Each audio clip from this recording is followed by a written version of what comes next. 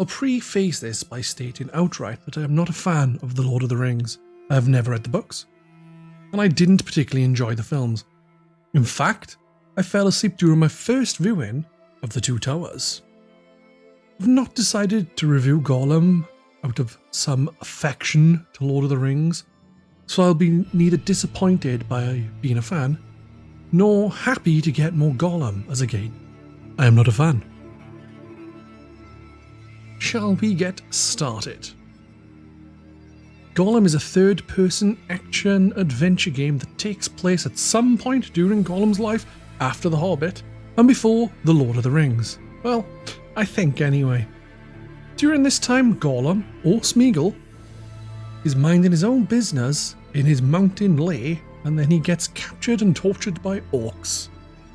While all this happens, Gollum is forced to do some menial tasks like collecting numbers from dead bodies of other slaves and clearing out some tunnels with bombs.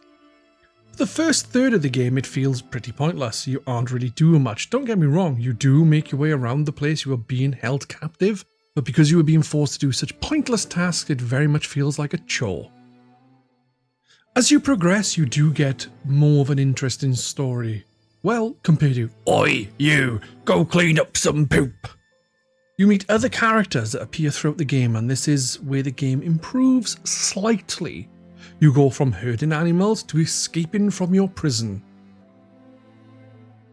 The platforming in the game isn't too bad. Like, it works, it's nothing special, but it is functional enough.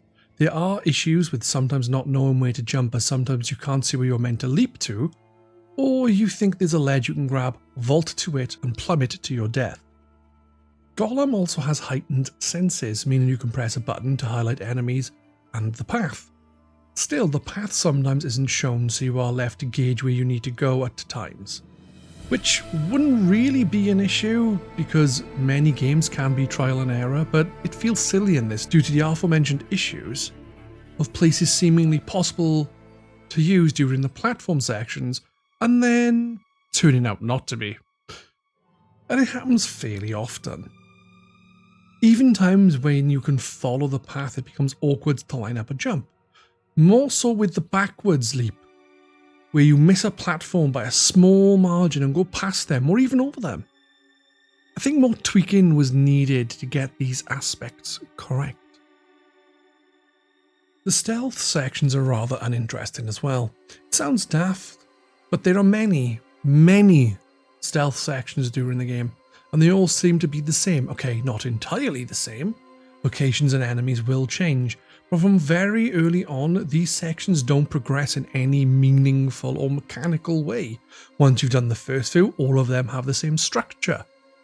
It would have been better if you had more options as you progressed, as all that was available was hiding in the shadows, throwing rocks at a metal thing to distract enemies, and killing the occasional enemy that doesn't wear a helmet. It lacks any real depth and flat lies from about the third section onwards. Visually, the game can look half decent, at least with the environments. Now, they aren't amazing, and 80% of the game is set underground, so it's mostly caves or ruinous structures. But for a chapter or two, you get to see the outside in the daytime, and it looks quite nice. Character models, on the other hand, look pretty awful. Kind of like bad sculptures or some weird clay abominations.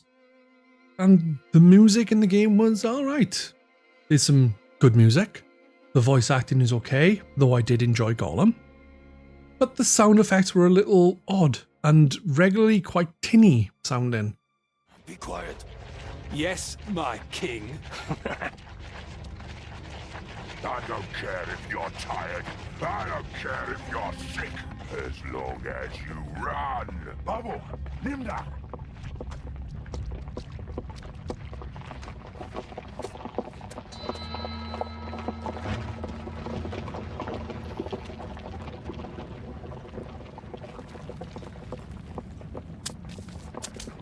See that one? Ugh, these new slaves are weaklings. I'll be honest, I think a lot of the backlash for this game is due to the awful way they try to monetize things, including the My Precious emote. But putting that aside, looking solely at the game, I'd be hard pressed to give it a good score.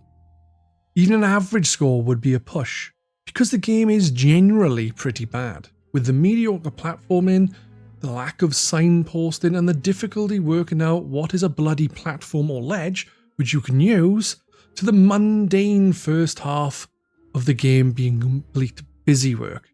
It just all adds up to a bad game.